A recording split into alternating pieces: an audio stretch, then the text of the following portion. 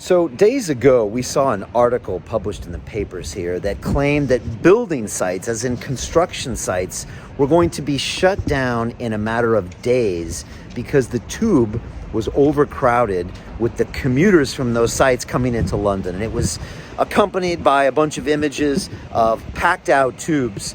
And the government ended up summoning 40 of the biggest bosses as far as property contractors, and they summoned them and said, what are you going to do about this overcrowding problem? And the reason I bring this up is because I think it really highlights a lot of what I've been talking about for the past 6 months. Because here we have a group of entrepreneurs, of private individuals that are trying to keep their businesses alive, that are trying to employ workers and keep the economy of London moving forward.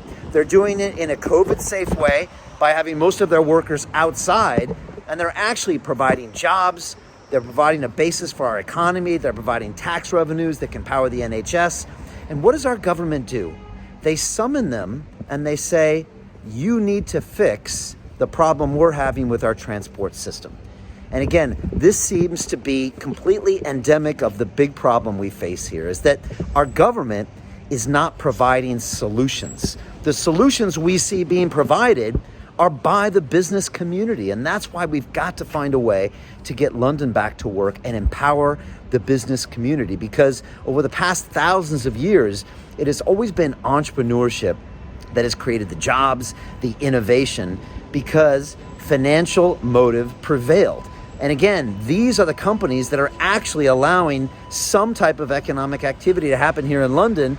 And yet, what does the government do? They don't call them up and say, how can we learn from you? How can we take your best practices on the construction sites and get those involved in our hospitality sector? Maybe we could use some of your practices to get our theaters back or to get our airports open. But no, we didn't see any of that. Instead, they summoned them and said, you need to shut down your sites because we think you're causing this problem on our transport networks. Wrong way of looking at this thing entirely. And it looks as if the contractors are going to find a way to keep doing business. And I salute them for that. That's what they should do. And that's what business does really well. Unfortunately, the current mayor of London doesn't know anything about running a business. He's never run a business in his life. He seems to be anti-business. He thinks tax revenues and innovation comes from some other system, which is completely in error. We need to help empower these businesses. And that's why my philosophy of getting London back to work is a leadership issue more than anything. If we had a current mayor that was actively trying to get this city back to work, that was meeting with the CEOs of the top 25 global financial institutions in the city where I worked for 10 years and said, what's it going to take to safely get back 20% of your workforce? What's it going to take? Let's make this happen. How can we innovate? How can we use science-based decision-making? How can we create a proportional response to the virus? Instead, your current mayor, who is going to get reelected if you don't do something about it, all he has is one solution, which is lockdown, lockdown, lockdown. He uses fear as a weapon against you. All he has is a hammer, so everything looks like a nail, and that's his only solution. And what does he do in the meantime? He blames the government for his failures to lead this city. We've all seen it too many times. We're all sick and tired of this. We need some real leadership.